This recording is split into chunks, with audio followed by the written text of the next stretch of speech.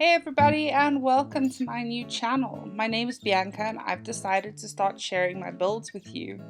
I've been playing The Sims for about 20 years and tend to spend all of my time building actual houses, and when it comes time to putting Sims inside, I'm already moving on to the next build. Usually I like to fuse country, comfort and a bit of classic into my builds, but I've been pushing myself to explore different styles. So for this one, I decided to do a modern container-like home, which still feels comfy, cozy and a bit luxurious. I actually filmed this pack prior to Tiny Living being released.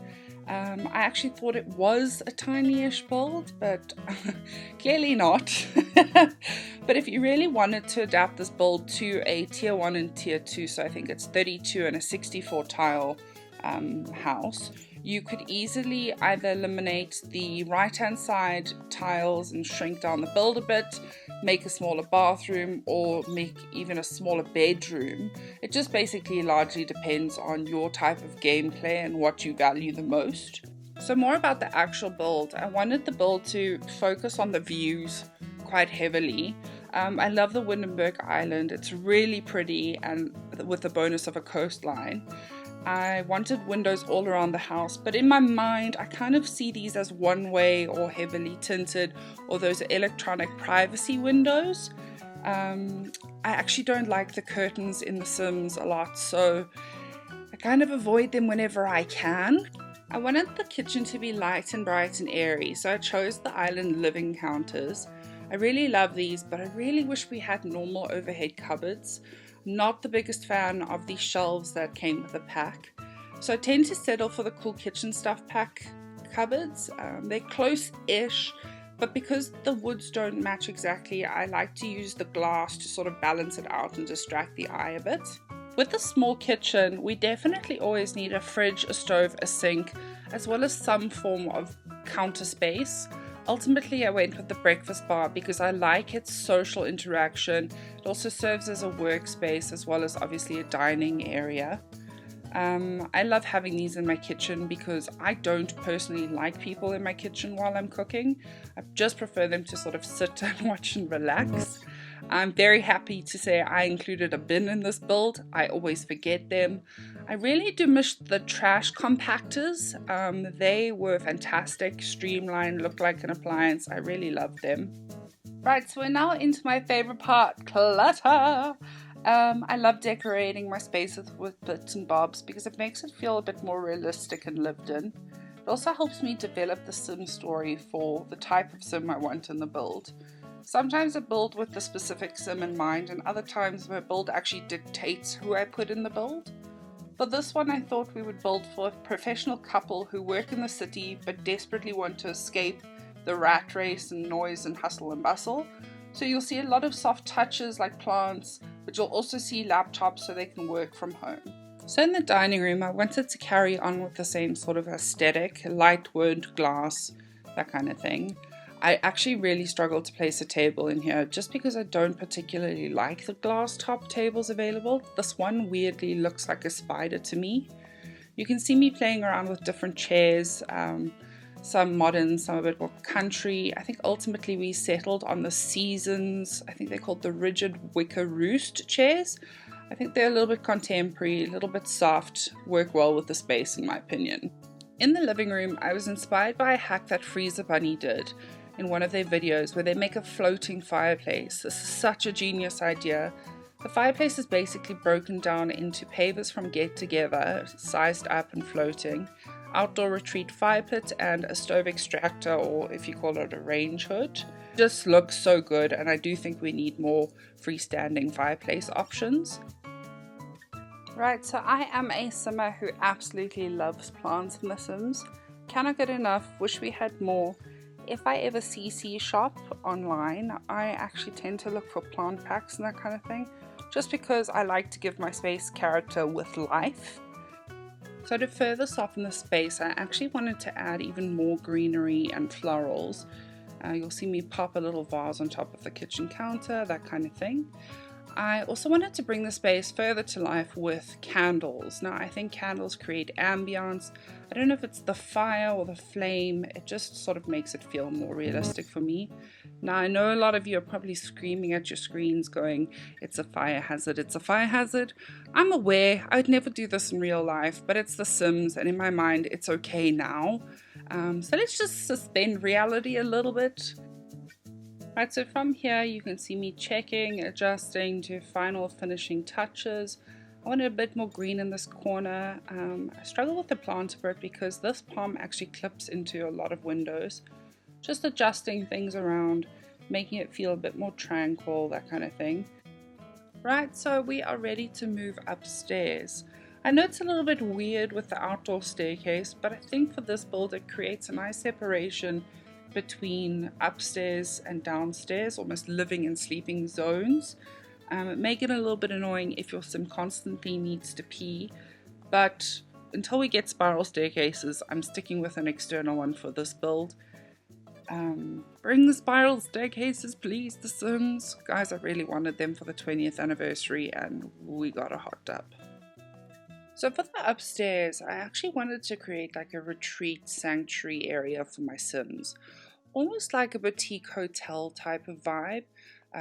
Expansive bedroom, large bathroom, so it's comfortable. You don't necessarily have to go downstairs to relax and unwind. You can do so upstairs without feeling sort of that you only need to sleep and bathe. The bath, you'll see a little bit later, was quite an important one for me, that I wanted it to have a view. Now again, with my mind thinking those windows are actually privacy windows, it works a lot better. But anyway, you can hide in the bath, it's fine. In the room, I really wanted to do a walk-in cupboard area, so you can see me trying to figure that out. I do love walk-in cupboard spaces to separate bedroom, dressing and bathing areas, but later on it didn't really work out. I kind of favored a larger bathroom instead. In my eyes, I'd rather have a bigger bathroom than a walk-in cupboard. You can see that I start to have a bit of a tussle between whether or not I wanted a modern bathroom or to bring in a bit of classic. The way I actually decorate my home is a fusion of both styles, but for the purpose of this build and for the purpose of pushing myself to do more modern builds, I did stick with the modern. I really do love the showers we got with University, what's it called? Discover University. I'm not the biggest fan of the frame showers just because the swatches I find are a bit limited and therefore dictate what style I'll end up doing. I then decided to start doing a wet room area rather than your stock standard bathroom. The glass windows act as almost panels to keep the water to the one side of the room. I used to live in Australia and this trend was all the rage. It kind of still is there, and I, for one, am the biggest fan of it. I do really like it. So my thought process with the solid countertop and then integrating the toilet into it was I wanted to go with something a bit more custom design and specifically designed for the space in the home. I think with the couple that we've designed this for, they do have the kind of money for that kind of thing. I also like the continuous shelf, offering more storage, surface space, that kind of thing in such a small home, or in my eyes, a small home. I also just think it looks a lot more finished, polished, that kind of thing, rather than just dropping off where the loo tile would be. Guys, I really struggled with this tile stack. I don't know whether or not it was the clipping of the counter with the windows or what was going on, but I just could not get it right. Every time I'd try and elevate it with the 9 key or take it back down with the 0 key, it just wouldn't work for me. So ultimately I swapped the counters out for the Island Living pack just because I really like the waterfall shelf, the drop off on the left hand side. I think that is a nice touch. It eliminated my issue with the clipping of the glass, and ultimately I think it actually allowed me to play a bit more with the yellow tones complementing the warm wood tones and giving a bit more of a cohesive look in the bathroom more than anything. This brings me to an interesting question. I really enjoy the Laundry Day Stuff Pack for the realistic vibe it adds to my builds. I think most homes in the world have a way to wash their laundry, be it the hand wash or the washing machine.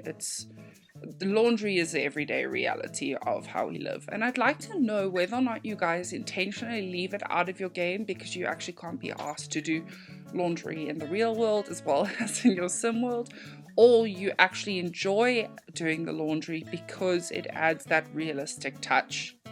Carrying on with the bathroom, you can see me adding more greenery. I really like the idea of a living bathroom. I myself am actually terrible at keeping plants alive. The best I can keep alive is a plastic plant. I do that very well. I don't keep it very dusty. But I don't know what it is, guys. My sister, my mom, my dad all have that green thumb, and I have a really, really bad gardening repertoire. I'm sorry for all the plants I've killed in the past. I didn't mean it. I really did try to keep you alive. I just don't know what it is. It doesn't work for me. So in The Sims, I definitely push myself to have living bathrooms and living rooms with a lot of plants. I think it does add a beautiful touch to my build.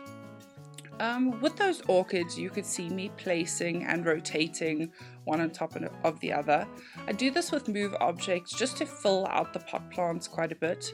I've actually never used those orchids before, and with this build I wanted something a bit delicate, but I also wanted something to fill the space.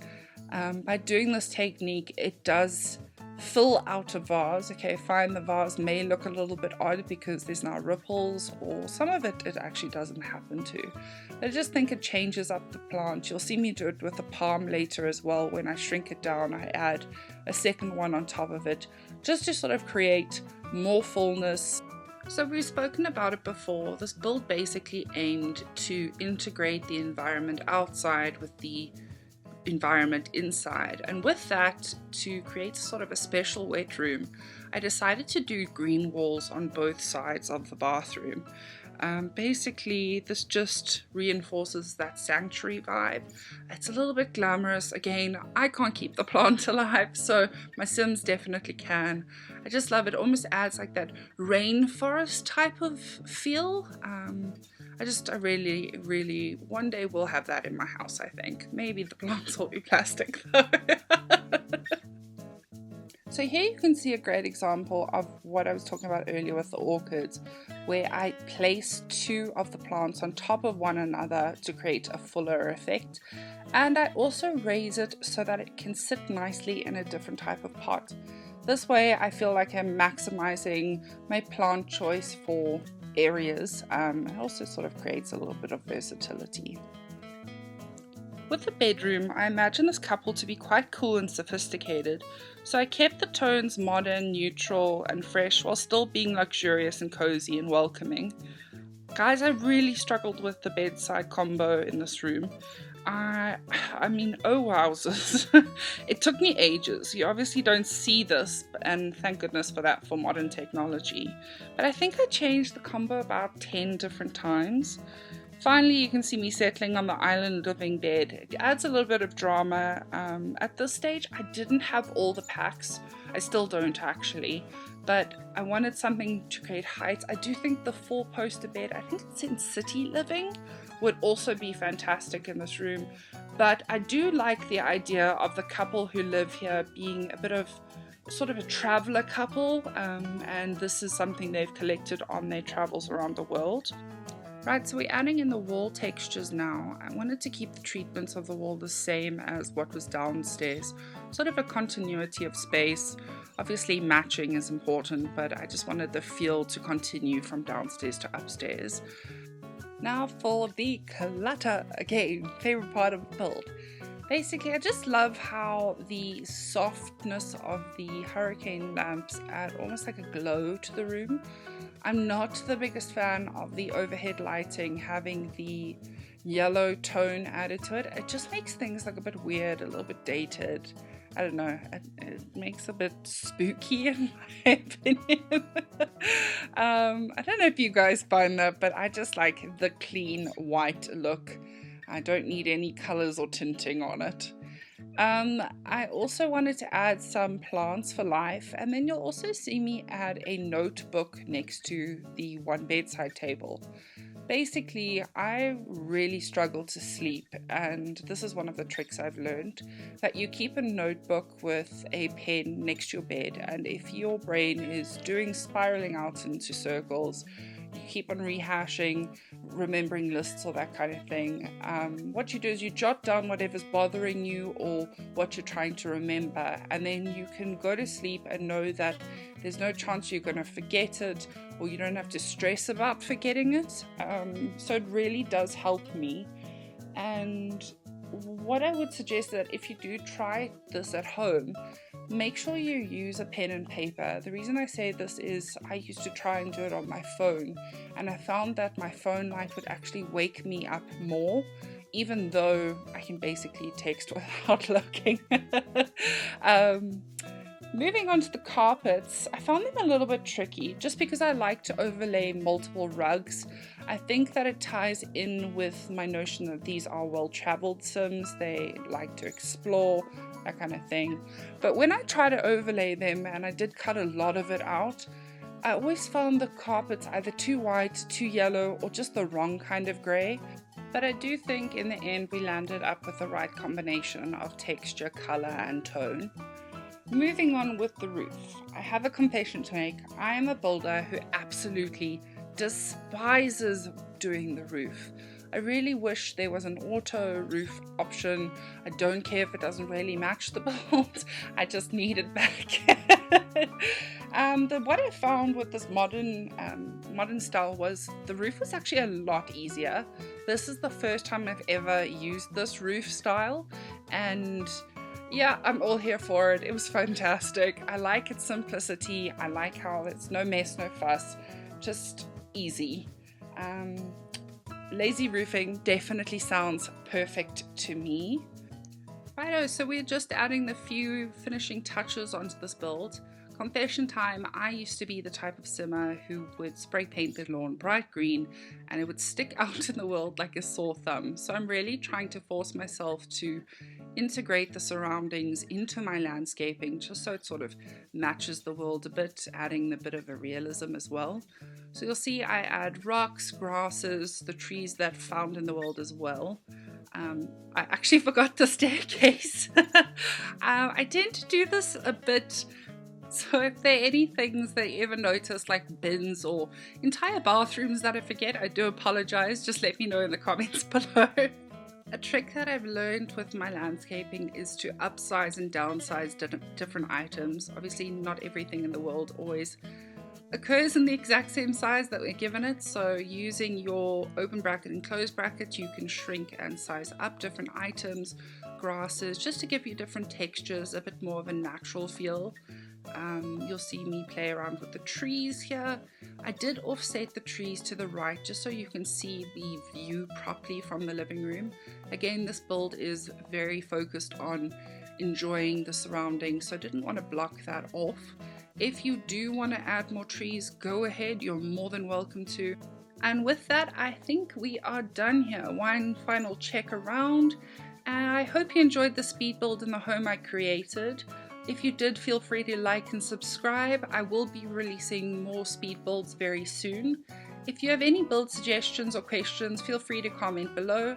Thanks for spending your time with me, and I will see you all next time. Bye!